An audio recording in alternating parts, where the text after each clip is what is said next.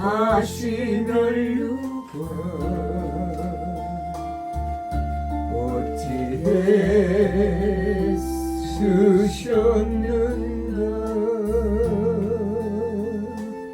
채찍에 피 흘리심은 누구를 위함인가.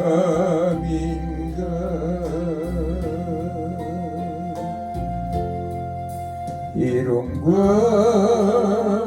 멸시천대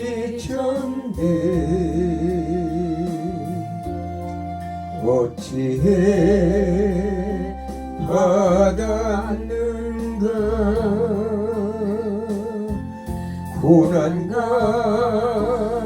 죽음의 길을 어찌해 가셨는가.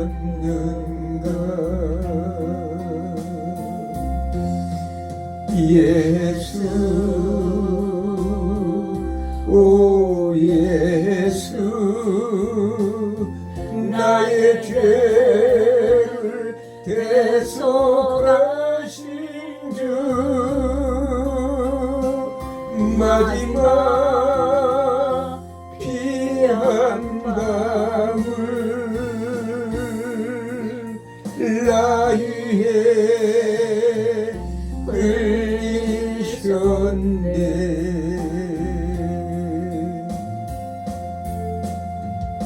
골고다 험한 길을 어찌해 가셨는가. 십자가 못 박히심은 누구의 죄값인가. 어린 양 보혈의 피 누구를 위함인가. 끝없는 용서의 눈물 그 사랑 잊었는가.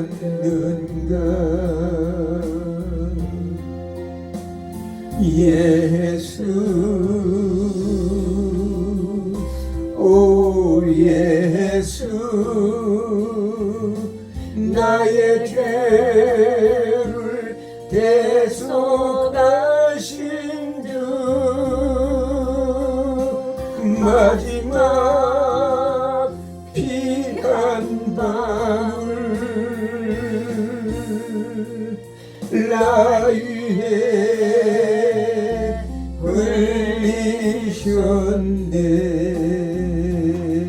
흘리셨네. 아멘. 기도드리겠습니다. 사랑의 하나님 감사합니다. 마지막 피 한 방울까지 나를 위해 흘려주셔서 나의 죄를 대속해 주시고 영원한 길, 영생의 길, 축복의 길로 아버지 하나님 인도해 주신 우리 주 예수 그리스도의 은혜와 하나님의 사랑을 생각할 때 오늘도 하나님께 영광을 돌리며 감사와 찬양과 경배를 드립니다. 아멘. 하나님이여, 요한일서를 통해서 특별 하나님 말씀을 증거하고자 하오니 이 강의를 통해서 하나님께서 영광 받으시고 시청하는 모든 하나님의 권속들과 죄 사자들에게 하나님의 은혜가 동일하게 임하게 하여 주옵소서. 아멘. 예수님의 이름으로 기도드립니다. 아멘. 하나님의 말씀은 요한일서 5장 1절에서 6절 말씀입니다. 한 절씩 들어갑니다. 예수께서 그리스도 있음을 믿는 자마다 하나님께로부터 난 자니 또한 낳으신 이를 사랑하는 자마다 그에게서 난 자를 사랑하느니라. 우리가 하나님을 사랑하고 그의 계명들을 지킬 때 이로써 우리가 하나님의 자녀를 사랑하는 줄을 아느니라. 하나님을 사랑하는 것은 이것이니 우리가 그의 계명을 지키는 것이요 그의 계명은 무거운 것이 아니로다. 무릇 하나님께로부터 난 자마다 세상을 이기느니라. 세상을 이기는 증거 승리는 이것이니 우리의 믿음이니라. 에스겔서 하나님의 아들이심을 믿는 자가 아니면 세상을 이기는 자가 누구냐? 이는 물과 피로 임하신 이시니 곧 예수 그리스도라. 물로만 아니요 물과 피로 임하셨고 증언한 이는 성령이니 성령은 진리니라. 아멘. 오늘은 요한 1서를 통해서 하나님 말씀을 전하고자 합니다. 요한 1서는 밤모습에 유배되었던 사도 요한이 기록한 말씀입니다. 특별히 이 시대는 영지주의 이단들을 공격하고 교회를 진리의 터 위에 굳게 설 것을 권면하기 위해서 또 신앙과 생활이 이원화되어 있는 자들을 정말 책망하고 하나님께 대한 사랑과 형제에 대한 사랑의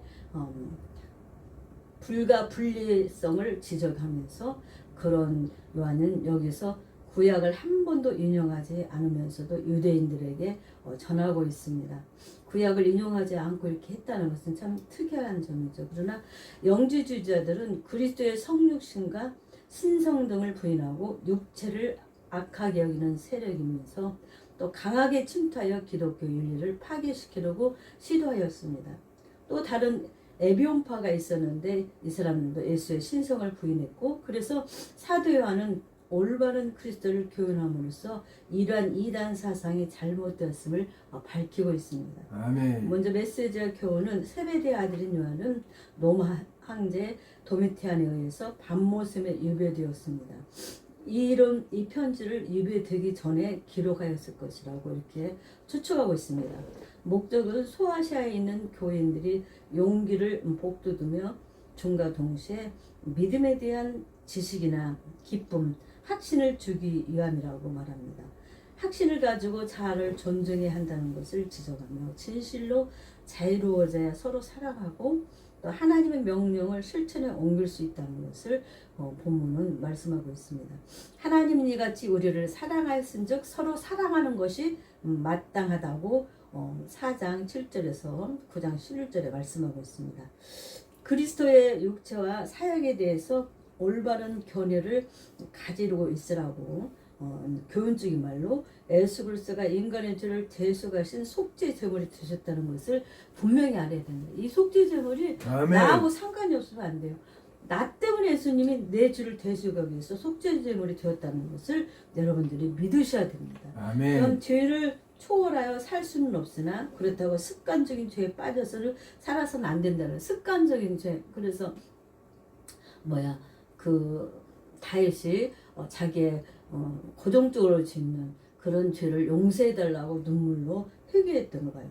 어떤 사람은 습관적으로 담배를 피운다든지 술을 마시면 정말 술 안 마시면 그렇게 점잖은데 술을 마시면 아주 개판 5분 전과 같은 그런 망나니가 되는 그런 사람들이 있어요. 그래서 그런 죄에 습관적으로 빠지지 말라. 그런 죄를 지을 수 있는 방법을 처음부터 자기한테서 재버려야 된다는 것. 또 다른 사람과 사랑, 믿음, 용서의 분위기 속에서 올바른 관계를 맺어야 된다. 사람이 서로 사랑한다는 게 얼마나 좋은지 몰라요. 그래서 저는 우리 같은 집에 이렇게 같은 동에 사는 분들하고 음식을 만들면 맛있는 걸 내가 먼저 갖다 줘요. 그러면 또 그분도 맛있는 거 있으면 목사님 하고 가져와요. 이게 서로 교제한다는 게 말로만 교제가 되는 게 아니에요. 서로 주고받을 때 작은 거지만 그런 것 속에서 서로 기쁨을 누릴 수 있다는 걸 봅니다. 아멘. 또 하나님의 계시를 굳게 간직하고 거룩한 진리를 해방하는 자들을 대적하라고 그랬어요. 하나님의 계시가 뭐예요? 하나님의 계시는 말도 예수 그리스도입니다. 숨겨진 계시는 뭐냐? 예수님이 다시 재림주로 오신다는 거예요. 그래서 우리는 그것을 마음에 굳게 가지고 하나님이 나에게 약속한 것이다. 예수님이 다시 오실 그날을 우리는 기다리면서 진리를 해방하는 자들은 대적하라고 분명히 본문은 말씀하고 있습니다. 또 하나님의 참된 교제의 근거 1장 1절에서 2장 29절에 요한은 기록한 목적을 밝히면서 빛 가운데 행하며 죄를 자백하며 또 계명을 지키며 서로 사랑하라. 죄를 자백하라. 죄는 사람들한테 자백할 필요는 없어요. 하나님께 내 죄를 자백하는 거예요. 그리고 하나님의 계명을 하나님의 계명 먹으면 10계명입니다. 하나님과 하나님 베풀어야 할 계명, 또 사랑과 사랑의 관계에 있어서의 계명, 또 서로 사랑하도록 하는 것이다. 또 세상의 정욕과 적그리스도를 정말로 가르쳐주고 있습니다. 경계하며 진리 가운데서 의와 사랑 화평을 도모해야 할 것을 오늘 정말 1장에서 2장 29절까지 말씀하고 있는 거예요. 그래서 변소의 기록의 동기의 목적은 생명의 말씀에 관하여 말하고자 하기 위해서 너무나 답답하니까 그 시대에 많은 사람들이 이방인들도 이제 예수를 믿기 시작했기 때문에 그리스도교에 들어오기 시작했기 때문에 참된 생명의 말씀에 대해서 잘 모르니까 사도 요한은 빛 대신 예수, 생명의 근원이신 예수님의 친제자로서 정말 특별히 12제자 중에 3명이 속해. 그래서 예수님이 어디 가든지 따라다녔던 제자가 요한입니다.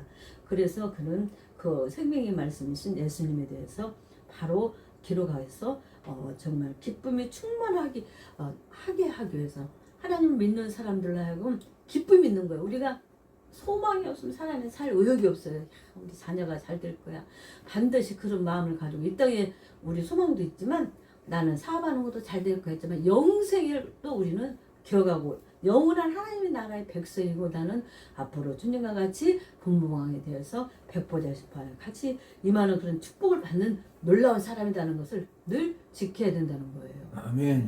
그리고 또 빛 가운데 가면서 빛이신 예수님이 하나님이 우리 안에 있으면 어둠이 전혀 없게 된다는 거예요. 사탄이 어두운 빛이 있는 데서는 어둠이 없어지잖아요. 우리 봐요. 이 빛이 없으면 얼마나 답답한지 몰라요. 저희 집 안에는 조그마한 십자가 그 등이 있어요. 그래서 불을 다 꺼도 그 십자가 등만 하나 있어도 집이 환해요. 그것까지 없으면 정말로 캄캄할 거예요. 그런 것처럼 그 예수 그리스도의 빛이 우리 안에 있으면 어둠은 전혀 없어진다는 겁니다. 하나님의 아멘. 교제하는 사람은 빛 가운데 살아야 된다. 그래서 하나님과 교제하는 사람이 죄를 지면 하나님의 영인 성령이 우리 안에 내주할 수가 없어요. 왜? 성령은 거룩하고 깨끗한 영이기 때문에 범죄한 곳에 같이 있지 않습니다. 죄를 고백하면 하나님께서 용서해 주시고 깨끗하게 해주신다. 우리가 사람이기 때문에 전혀 죄를 안 지을 수는 없어요. 어느 때 나도 모르게 막 어떤 나를 너무 싫어하는 사람 보면 막 내 마음속에서 미워하는 마음이 생겨요. 야, 내가 목사 미워하는 마음을 버려야지. 나를 싫어한다고 해서 내가 같이 미워하면 나는 목사가 아니지. 그런 저기를 할 때가 있습니다. 사람은 상대성이기 때문에 나를 미워하면 나도 그 사람이 싫어지는 것은 어쩔 수 없는 거예요. 그래서 오늘 죄를 지으면 얼른 자백하면 주님이 우리를 깨끗하게 해주신다고 했어요. 또 우리에게는 대원자인 예수 그리스도가 계신다.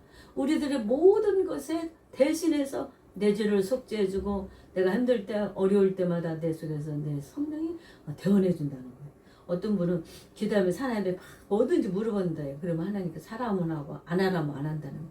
사실 그래요. 우리가 하나님 말씀에 어떻게 해라 그러면 그 말씀대로 하고 하나님 말씀에 하지 말라 하면 안 하면 되는 거예요. 아멘. 그리고 우리가 그것에 대해서 잘 모르면 기도하면서 성령님한테 하나님께 기도하면 성령께서 나를 깨닫게 해주신다는 사건을 우리가 알 수가 있습니다.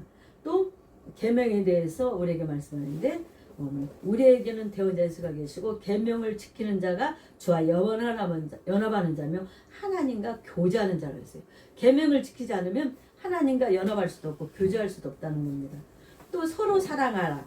이 계명은 새 것이 아닌 액계명이다. 이 계명은 지킬 때 그 빛 가운데서 있는 자가 된다는 거. 이 계명은 뭐예요? 서로 사랑하는.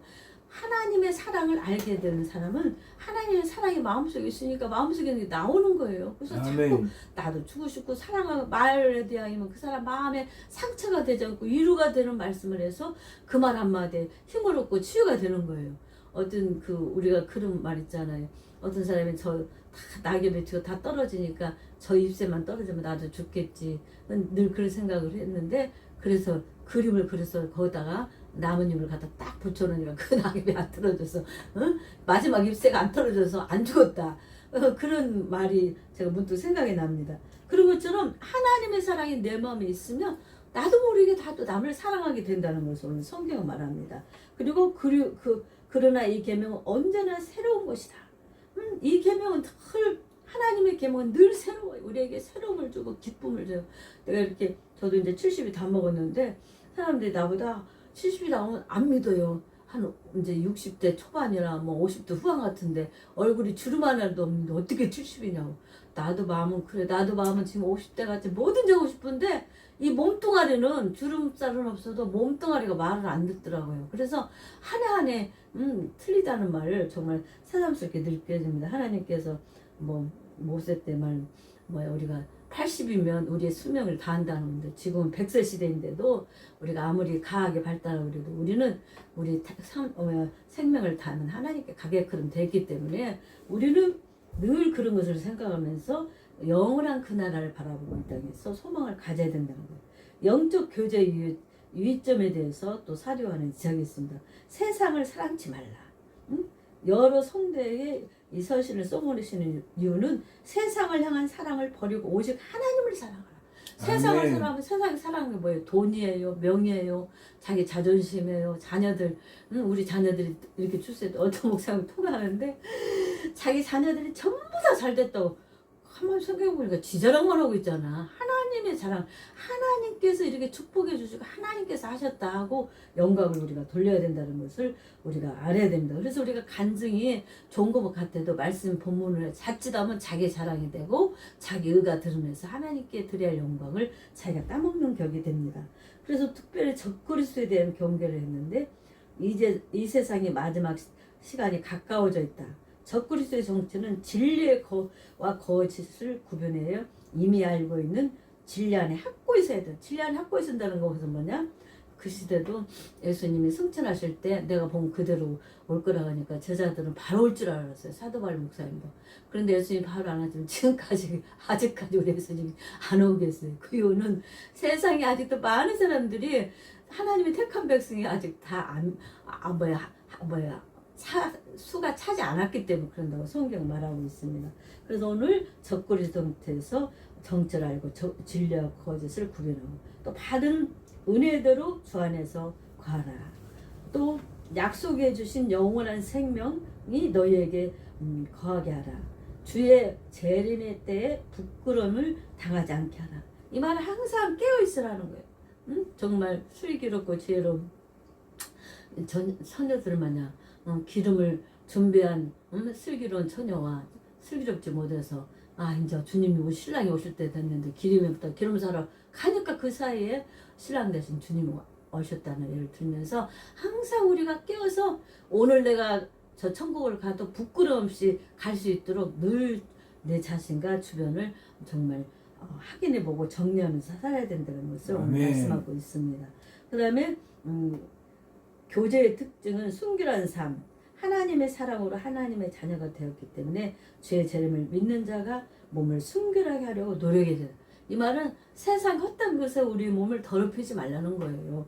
또 죄가 없이 주님 안에 가기 때문에 마귀의 소속이 아니라는 것을 우리는 알고 또 행함은 진실함으로 서로 사랑하라. 3장 11절 18절에 말씀합니다. 이는 너희가 처음부터 들은 소식이며 또 동생을 죽인 가인같이 인간이 되어서는 안 된다.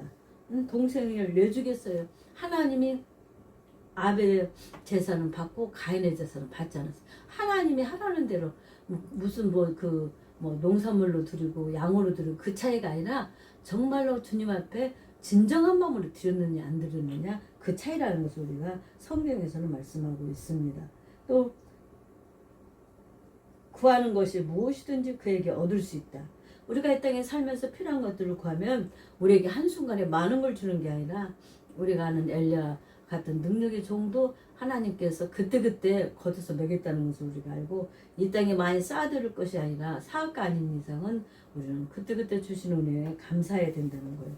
또 독생자를 하나님께서 우리에게 화목제물로 주신 것에 대해서 또 우리는 나 때문에 정말로 많은 사람이 화목할 수 있는 그런 사람이 돼야 된다는 거예요. 하나님을 사랑하는 자는 심판날에 담대히 나갈 수 있으며 사랑의 실천을 우리는 우리의 삶 속에서 해야 된다는 것을 사도 요한은 말씀하고 있습니다. 아멘. 세상을 이기는 이유는 뭐냐? 하나님을 사랑하는 사람은 그 자녀를 사랑하고 그의 계명을 지키는 것이라 오늘 말씀을 하고 있습니다. 그래서 세상을 영생의 확신에 대해서 우리는 또 확신을 하고 우리의 믿음의 대상인 예수 그리스도가 정말 우리를 구주로 믿는 자에게는 영생을 축복으로 주셨을 우리를 믿어야 된다는 거예요. 또 기도의 응답에 확신을 가져야 된다. 무엇이든지 하나님의 뜻에 따라 구하면 하나님이 주신다는 거예요. 하나님의 뜻에 따라 구하지 않고 내 뜻에 따라 구하면 안 되는 거예요. 범죄한 형제를 위하여 하나님께 용서를 구하라. 누가 잘못되고 하나님 앞에 범죄했으면 그 사람을 위해서 기도해야 돼요. 대통령이 내 마음에 안 든다고 해서 기도하지 않는 게 아니라 우리 대통령이 정말 하나님 뜻대로 잘 이 나라를 이끌어가게 해주세요. 그렇게 저도 늘 기도를 합니다. 그 지혜를 주세요. 왜? 우리를 이끌어가잖아요. 그분이 잘못 이끌어 우리 다 같이 망하는 거예요.